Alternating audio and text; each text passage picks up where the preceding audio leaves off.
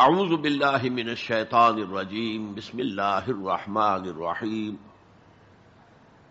لو انزلنا هذا القرآن على جبل لرأيته خاشعا متصدعا من خشية الله وتلك الامثال نضربها للناس لعلهم يتفكرون صدق اللہ العظیم. رب اشرح لي صدری ويسر لي امری واحلل عقدۃ من لسانی یفقهوا قولی. اللهم ربنا الہمنا رشدنا واعذنا من شرور انفسنا. اللهم ارنا الحق حقا وارزقنا اتباعه وارنا الباطل باطلا وارزقنا اجتنابه. اللهم ارحمنا بالقرآن العظیم واجعله لنا اماما ونورا وهدى ورحمة. آمین یا رب العالمین. معزز حاضرین اور محترم خواتین، السلام علیکم ورحمۃ اللہ وبرکاتہ. عظمت قرآن، سب سے پہلی بات یہ سمجھیے کہ قرآن کی عظمت سے جیسے کہ وہ کما حقہ ہے، یا صرف اللہ واقف ہے اور یا اللہ کا رسول صلی اللہ علیہ وسلم. قدر گوہر شاہ داند یا بداند گوہری. کسی ہیرے اور موتی کی قدر کو یا بادشاہ جانتا ہے جو ہیروں میں اور موتیوں میں کھیلتا ہے، اور یا جوہری جانتا ہے. اس اعتبار سے عظمت قرآن یا تو اللہ تعالی کے علم میں ہے اور یا محمد الرسول اللہ صلی اللہ علیہ وسلم کے علم میں. ہم تو ظاہر بات ہے کہ جو کچھ اللہ نے فرمایا اور جو کچھ اللہ کے رسول نے فرمایا اس کے مطالعے سے کچھ خوشہ چینی کر سکتے ہیں. تو میں سب سے پہلے قرآن حکیم کے 5 مقامات سے آپ کے سامنے عظمت قرآن کا بیان رکھنا چاہتا ہوں، اور ان میں ایک حسین ترتیب ہے. پہلا مقام وہ ہے کہ جس میں ایک منفرد آیت ہے جس کا بظاہر سیاق و سباق سے کوئی تعلق نہیں بنتا. دوسرا مقام وہ ہے جو 2 آیات پر مشتمل ہے، سورہ یونس. تیسرا مقام وہ ہے جو 4 آیات پر مشتمل ہے، سورہ رحمان کی ابتدائی. چوتھا مقام 6 آیات پر مشتمل ہے جو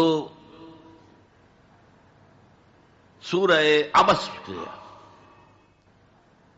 اور 5واں مقام ان 8 آیات پر مشتمل ہے جن کی بہت ہی خوبصورت تلاوت ابھی آپ نے سنی. اس کے بعد ایک طویل حدیث میں آپ کو سناؤں گا، اور پھر 2 اور اعتبارات سے عظمت قرآن کا بیان کروں گا جو اس وقت اس دور میں ہمارے لیے موسٹ ریلیونٹ ہے. پہلی آیت جو ہے میں نے تلاوت کی ہے سورہ حشر کی. لو انزلنا هذا القرآن على جبل، اگر ہم اس قرآن کو کسی پہاڑ پر اتار دیتے، لرأيته خاشعا متصدعا من خشية اللہ، تو تم دیکھتے کہ وہ پہاڑ دب جاتا، پھٹ جاتا اللہ تعالی کے خوف اور خشیت سے.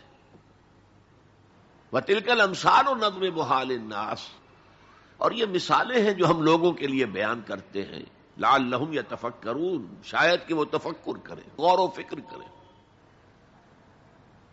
قرآن مجید میں وہ مضامین جو بہت لطیف ہوتے ہیں، بہت لطیف ہوتے ہیں،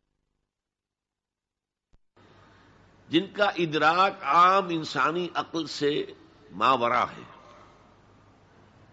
اس کے لیے تمثیلیں بیان کی جاتی ہیں. ما لا یدرک کلہ لا یترک کلہ. اگر وہ مضمون بتمام و کمال سمجھ میں نہیں آ سکتا تو کچھ تو آ جائے تمثیل کے حوالے سے. اگر غور و فکر کریں گے تو بات سمجھ میں آ جائے گی. اب اس تمثیل کے حوالے سے سب سے اہم مقام جو ہے قرآن مجید کے اس اصول کے تحت کہ القرآن یفسر بعضہ بعضا، قرآن کا ایک حصہ دوسرے حصے کی تفسیر کرتا ہے۔ سورہ اعراف میں یہ واقعہ مذکور ہے کہ جب حضرت موسیٰ علیہ السلام کوہ طور پر گئے تورات لینے کے لیے، تو وہاں انہوں نے اللہ سے ایک خواہش کا، ایک درخواست کا اظہار کیا۔ مخاطبہ اور مکالمہ تو اس سے پہلے بھی ہو چکا تھا،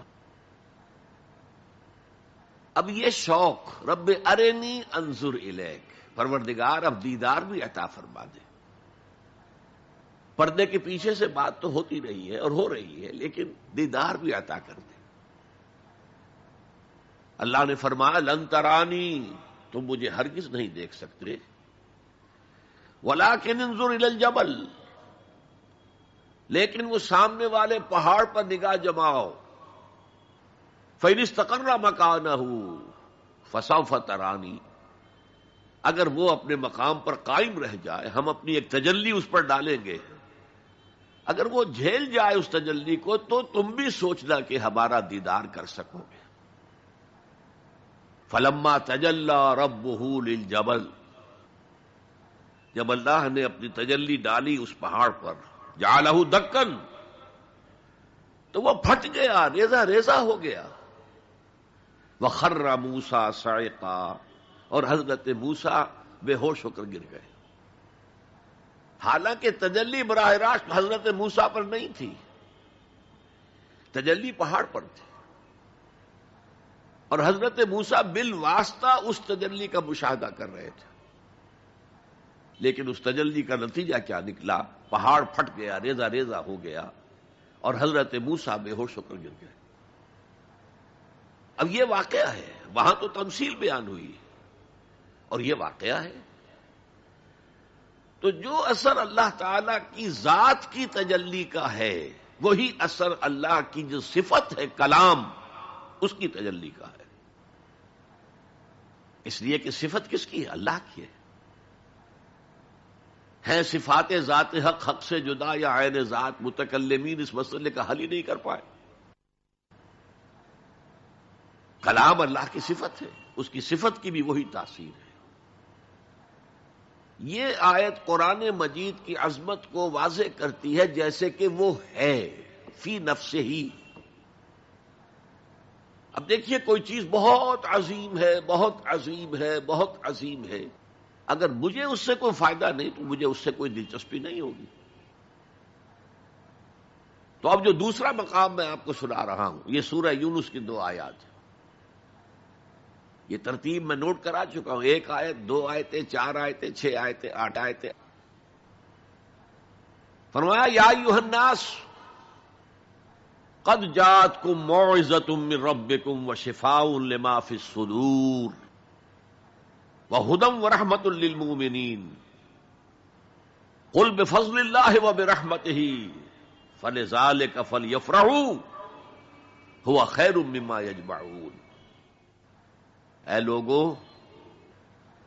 تمہارے پاس آ گئی ہے نصیحت، موعظت تمہارے رب کی طرف سے۔ وہ صرف موعظت نہیں ہے، سینوں کے اندر جو روگ ہیں، جو امراض ہیں، ان کا علاج بھی ہے، شفا بھی ہے۔ شفاء لما فی الصدور۔ تیسرے درجے میں وہ ہدایت ہے، وہ بتاتی ہے کدھر جاؤ کدھر نہ جاؤ۔ جیسے آپ نے دیکھا ہوگا پہاڑی راستوں پر قدم قدم کے اوپر کوشن ہوتا ہے، یہاں سپیڈ کم کر لو ورنہ تم کسی کھائی میں جا گرو گے۔ تو یہ ہدایت کیا ہے؟ دیکھو ادھر مت جانا، ادھر جاؤ، اگر ادھر جاؤ گے تمہارا سارا معاملہ تل پٹ ہو جائے گا۔ یہ ہے ہدایت۔ اور جو چیز دنیا میں ہدایت ہے وہ آخرت میں رحمت ہے، ہدی ورحمۃ للمؤمنین۔ اب میں چاہتا ہوں ان 4 الفاظ میں جو ربط ہے اسے سمجھیں۔ دیکھیے اگر کسی ایسی زمین پر بارش برسے جو اوپر سے بہت سخت ہے تو پانی بہہ جائے گا، زمین میں جذب نہیں ہوگا تو کوئی رویدگی پیدا نہیں ہوگی. اگر دل سخت ہیں تو قرآن مجید ان پر کوئی اثر نہیں کرے گا. اس کے لیے سب سے پہلے موعظہ کی ضرورت ہے، وعظ کی ضرورت ہے، نصیحت کی ضرورت ہے، تاکہ دل نرم پڑ جائے. انسانی دل جب سخت ہوتے ہیں تو ان کی سختی چٹانوں سے زیادہ ہوتی ہے. سورہ بقرہ میں فرمایا ثم قست قلوبکم فہی کالحجارۃ او اشد قسوہ. یہودیوں سے خطاب ہے. ثم قست قلوبکم من بعد ذلک فہی کالحجارۃ او اشد قسوہ. اے بنی اسرائیل، تمہارے اس طرز عمل کے نتیجے میں تمہارے دل سخت ہو گئے اور اب وہ پتھروں سے زیادہ سخت ہے. لہذا سب سے پہلے ضرورت کیا ہے؟ دل کی زمین کو نرم کیا جائے، اس میں ہل چلایا جائے. یہ کام ہے موعظہ کا، وعظ کا، نصیحت کا. ہمارے معاشرے میں کسی زمانے میں وعظ کا بڑا رواج تھا. آج کل یہ چیز ختم ہو گئی ہے، بلکہ وعظ کو گھٹیا بات سمجھا جاتا ہے. بھائی کوئی عقلی بات کرو، کوئی علمی بات کرو، تم تو وعظ کہہ رہے ہو. گویا کہ وعظ گھٹیا چیز ہے. نہیں، وعظ سے دل میں رقت پیدا ہوتی ہے، نرمی پیدا ہوتی ہے. تو قرآن مجید ہی سب سے بڑا موعظہ ہے. ہم نے بدقسمتی سے کیا کیا، جب وعظ کہے جاتے تھے تب بھی مثنوی مولانا روم سے، ضعیف احادیث سے، واعظ دستاں زنو افسانہ بند. واعظ بڑے اونچے اونچے ہاتھ چلا کر اور افسانہ جو ہے بیان کر رہا ہے، لیکن اس کا حال کیا ہے؟ از خطیب و دیلمی گفتار اوست، بعض ضعیف و شاذ و مرسل کار اوست. وہ خطیب بغدادی یا دیلمی کی جو احادیث ہیں، جو سب سے گھٹیا درجے کی کتابیں حدیث کی، سب سے کمتر درجے کی کتابیں حدیث کی، ضعیف کتابوں کے یوں سمجھیے کہ بہت بڑے مجموعے، وہاں سے وہ حدیثیں لا رہا ہے. الضعیف و شاذ و مرسل کار ہو، ضعیف حدیث، شاذ حدیث، مرسل حدیث سے وہ بیان کر رہا ہے. قرآن سے اس کا کوئی تعلق. قرآن مجید سب سے بڑا واعظ ہے. یا ایھا الناس قد جاءتکم موعظۃ. یہ دل کو جب نرم کرتا ہے تو پھر اس میں جذب ہوتا ہے. یہ سیکنڈ سٹیپ ہے اس کا. اور جب دل میں جذب ہوگا تو دل کے اندر کی بیماریوں کو دور کر دے گا. دل کے اندر کی بیماریاں کون سی ہیں؟ تھرومبوسس نہیں، انجائنا نہیں، وہ اور ہیں. وہ دل کی بیماریاں جن کے لیے قرآن شفا ہے، وہ ہے تکبر، حسد، حب مال، حب دنیا، حب جاہ، حب شہرت. یہ ہیں وہ چیزیں کہ جو اصل ہیں، جو دل کے امراض ہیں. ان سب کو جڑ سے نکال کر پھینک دے گا قرآن حکیم. یا ایھا الناس قد جاءتکم موعظۃ من ربکم وشفاء لما فی الصدور. وہ ہدن، اور وہ ہدایت ہے. انفرادی زندگی کے لیے بھی ہدایت ہے، اجتماعی زندگی کے لیے بھی ہدایت ہے. کبھی اگر سورہ فاتحہ پر آپ غور کریں، جو ہماری نماز کا جزو لازم ہے، تو ہم پہلے کہتے ہیں الحمدللہ رب العالمین الرحمن الرحیم مالک یوم الدین ایاک نعبد و ایاک نستعین. یہ ہدایت تو ہمیں پہلے ہی ملی ہوئی ہے. پھر جو ہم کہتے ہیں اہدنا الصراط المستقیم، اللہ کو ہم نے پہچان لیا، اسے رب العالمین مان لیا، اسے رحمان مان لیا، اسے رحیم مان لیا، اسے روز جزا کا حاکم مطلق مان لیا. تو اب کون سی ہدایت رہ گئی؟ ہدایت تو آ گئی. اب اصل ہدایت جو درکار ہے وہ ہے جو ریلیونٹ ہے آج کے دور میں. جو اجتماعی نظام ہے انسانوں کا، اس کے لیے انسان بالکل بے بس ہے. اس کی عقل جو ہے اجتماعی نظام عدل قائم نہیں کر سکتی. انفرادی طور پر نیکی اور بدی کا علم میرے اور آپ کے نفس کے اندر ودیعت شدہ ہے. وَنَفْسٍ وَمَا سَوَّاهَا فَأَلْهَمَهَا فُجُورَهَا وَتَقْوَاهَا، یہ موجود ہے.